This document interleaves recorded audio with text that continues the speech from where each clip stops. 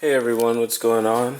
So today I'm going to be installing my stainless steel brake lines. I got them from Science of Speed, and I'm going to be replacing the brake fluid. I decided to go with Science of Speed lines because I was going to get Goodrich lines, which a lot of people run, but they say that these are a little bit better because they mount up with the factory mounting points, as opposed to Goodrich is kind of generic. They were about like, I think $90 or $70 or something like that. Not too much for all four. It comes with banjo bolts. It doesn't have the cap on the end of the lines that some kits come with to like stop the brake fluid from coming out. But since I'm going to be replacing the fluid anyway, it doesn't matter. Just a quick explanation. Again, I'm not a mechanic. This isn't a how-to video, but I'm just going to say how I'm going to do it. I'm going to get a 10mm flare nut wrench, put it on the end of that, turn it, take the hard line off. There is going to be brake fluid coming out, but I'll catch it.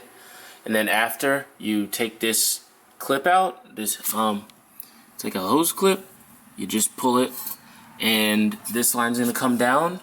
You remove the brake line from this bracket, and then the banjo bolt right there, you take that out also, and then basically the hose is going to come out as one unit, just this right here, and then you replace it with the new one, and then torque it all down and stuff. So I have to get a few different tools. I need to get the flare nut wrench, I need to get torque wrench, because I'm definitely not going to play around with that. These banjo bolts, if you don't torque it properly, they can break. And I am using the repair manual for this just to make sure that I do it correctly.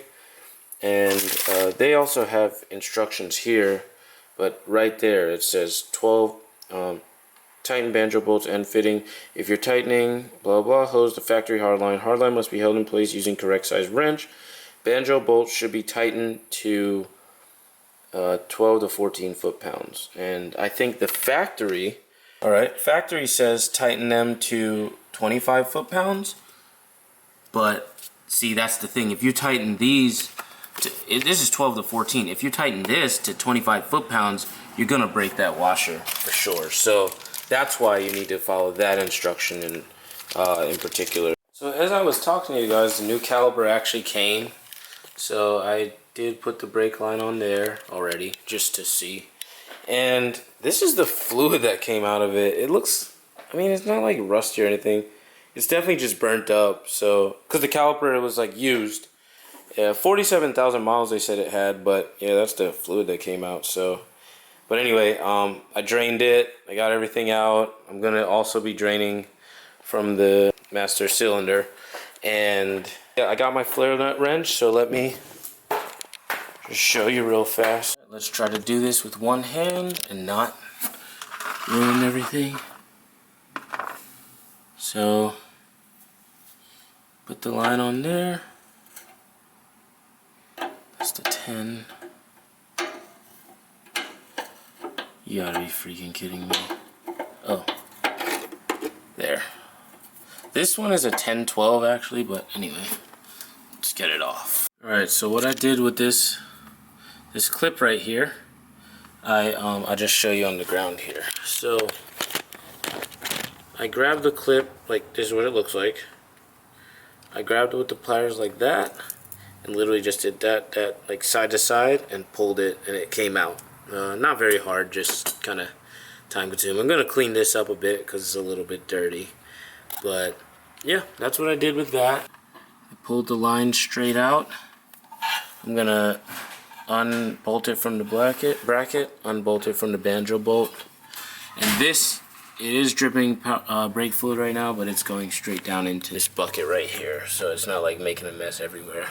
I don't have a cap for that line, so I gotta figure something out. But upon further inspection, you gotta take this cover off. This, that, and I'm just gonna do it on camera. So we're learning together. The manual only has for the front brakes, so the rear is kind of, yes, self-explanatory. Once you look at it, you figure it out, but these two are for the bracket. And then, so this little cover comes off, and there's one more, there's one here and one under there, which actually I had to look at the SOS brake to see. let me see if I can get the camera back here. So this is what I'm looking at. That one and that one. Set it up. You put the banjo bolts on either side of the brake line. It's aiming down. And it goes right in there. I'm going to tighten it real fast and I'll check back in with you guys in a second. Now there is a little, if you can see here, there's like a little area like kind of cut out to where the brake line fits in, so that's where you know where it goes. Don't just put the brake line any like facing down, or it's got to face that way. You don't want any kinks in the line, so it's gonna go like this. So that bottom bolt on that one that I showed you guys on the reverse side, you tighten that in, but the thing is, this top one went in on top of the cover that's here. So you don't want to tighten it back up without putting that cover back on. So what I'm going to have to actually do, I just put it in place right now, so I'm able to tighten the bottom bolt so I can make sure the bracket's, you know, on there correct. So I won't have to like fiddle with it or anything. But this is how it's going to be snaked, just like from here to there. I'm about to connect the thing. And you can actually pull it through a little bit more and give it more slack if you want through this little grommet that it has. So you can adjust it. So, I mean, I'll adjust it after everything's done. But yeah, there is a grommet just in case there's too much tension right there. Like this is a little bit, that's a little bit better. Like you want it like that. So not like super tight. But anyway, let me finish this up. This is, you guys can figure out, just do everything in reverse. Put the bottom one on, put this bracket back on over, put the two bolts that went on there, there and at the top one and at the side, and then put this top one in last. And there you go, that's it. Rear brake line, done. Alright, so I got the line back in, put the clip back in. That is kind of annoying to get back, but you can. Just work with it. I also, one other thing about these lines, I want to say real quick.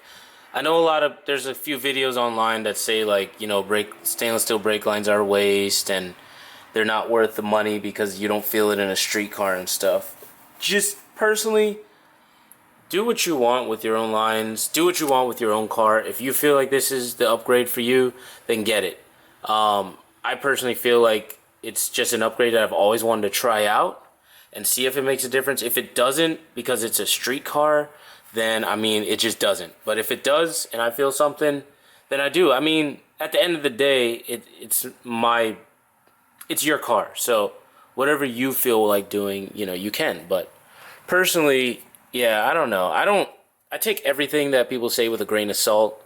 I'm not gonna, you know, their word isn't gospel and their research isn't freaking everybody's research. Because somebody thinking about this idea and saying, hey, stainless steel lines, and let's coat them with clear coat and stuff. So, I mean, if they all thought it was a waste of money, I mean, obviously everybody's out there to make a buck, but, I mean, there's got to be some kind of benefit. They say it stiffens up the brake pedal feel.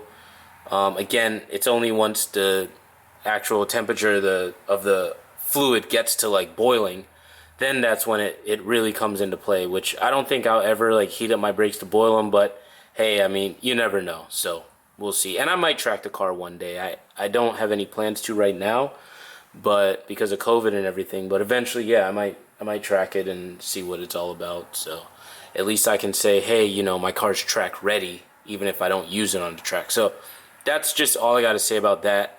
I don't want to hear anything in my comments about like, oh, the lines are, you know, they're a waste of money, you should have went back with rubber. I didn't. I could have, but I didn't. So that's my answer to that. But yeah, let's get back to it.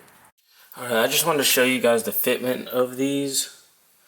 Of the signs of speed line. So yeah, you got that right there. Snakes up. It bolts into that bracket. From what I understand, and then it bolts that bracket right there. Or that little piece goes onto that bracket.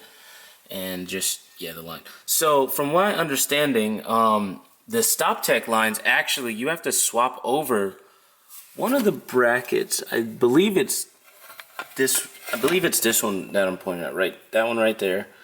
You got to swap over that bracket and, no, maybe not that. Oh, it's this one.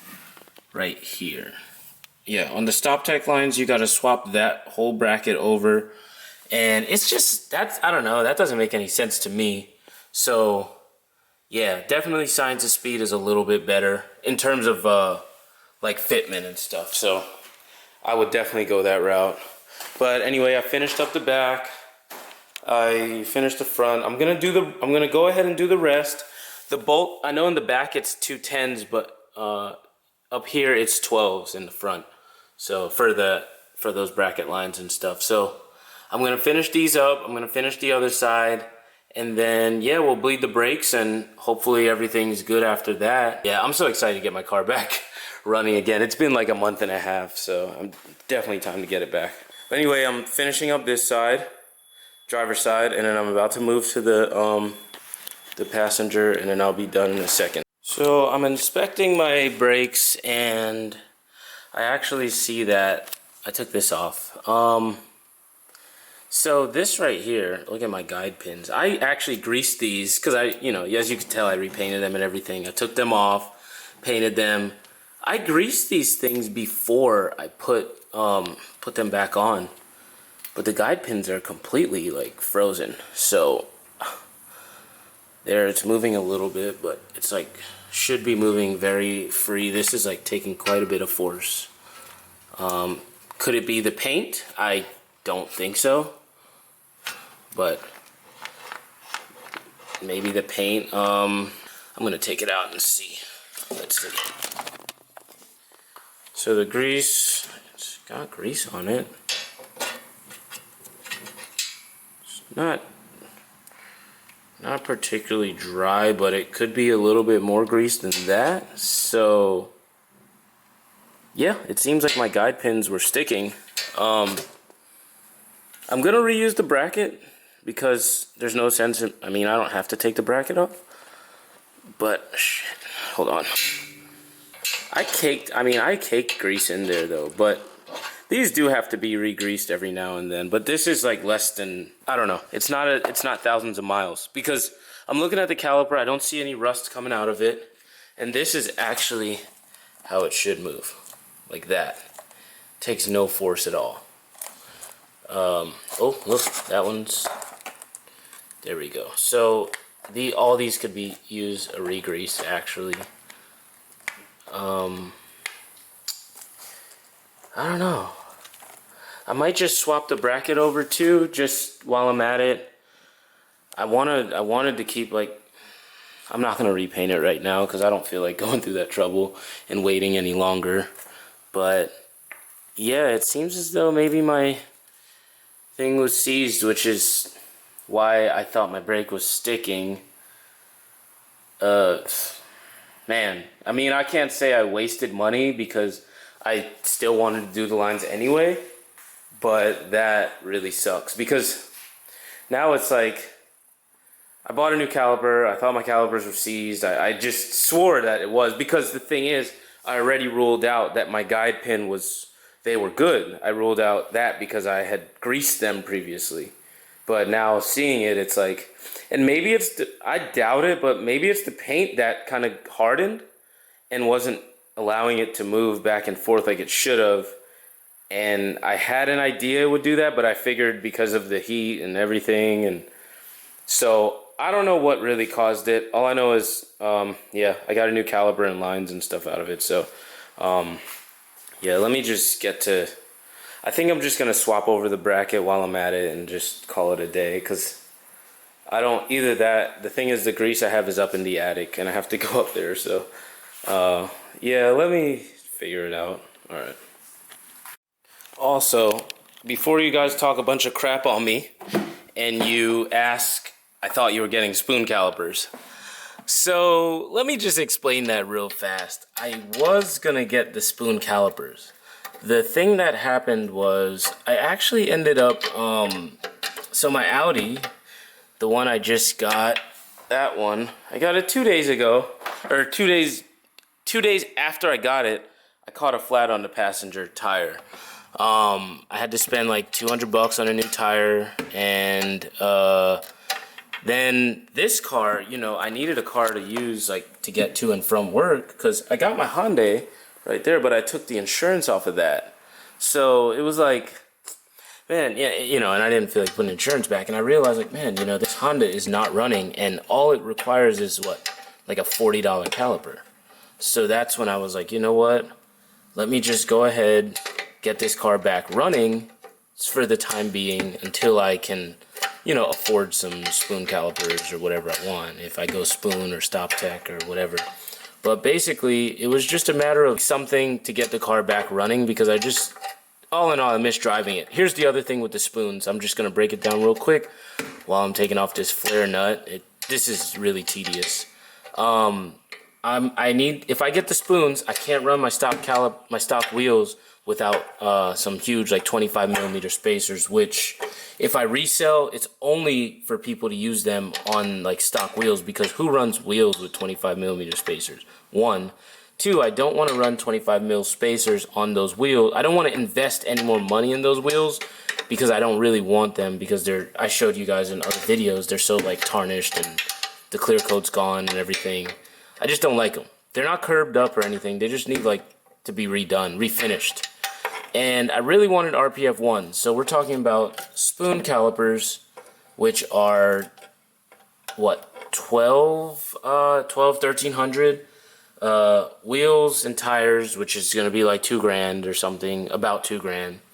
I need to get the axle, that axle half shaft, that spacer in the back for the axles, and that's however much money that is. So I was like, man, you know, that's a lot of spending versus just getting to $40 now, driving the car, enjoying it, and then, you know, slowly but surely getting. Oh, I also need to get coilovers, because if I'm gonna put wheels on the car, I want to put coilovers on it too. I'm not gonna put wheels on a stock height car. No offense to anybody that does. I personally just hate the way stock height looks with like nice fancy aftermarket wheels. Said I am gonna get some nice calipers. Just for now, I need the car running. So don't roast me for that. Thank you. Also, I'm gonna check all these guide pins now, because I don't know, I feel like they should all be. That's why I'm taking this off. I want to re-grease every single one of them, because I don't feel like going through this. But it's weird, because like I said, I took it all off. I greased them, but I don't know, maybe we'll have to see what's going on. So yeah. Sorry, I think I found one of the culprits. I'm gonna have to check the other side again, but basically this caliper seems pretty damn seized. I mean, first of all, it's super rusty. Second, the pins are fine, they slide in and out. But I cannot get like the caliper compressor, I can't move it. Like, you know, with a regular caliper, you should be able to kind of turn it in. It doesn't go at all, either direction.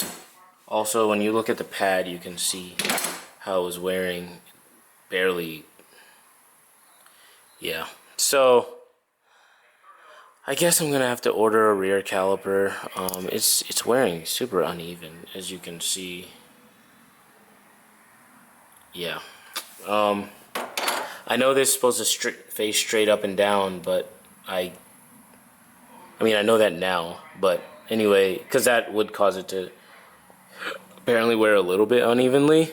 But aside from that, I can't even turn it with this compressor. So I'm gonna still take the brake line off, and then once the brake line's off, I'm gonna try to see if I can move it. But as of now, it seems as though it might be seized up. But let me get the brake line off first and see what's up. And actually, what I'm gonna do is end the video here, and then we will get to the next one.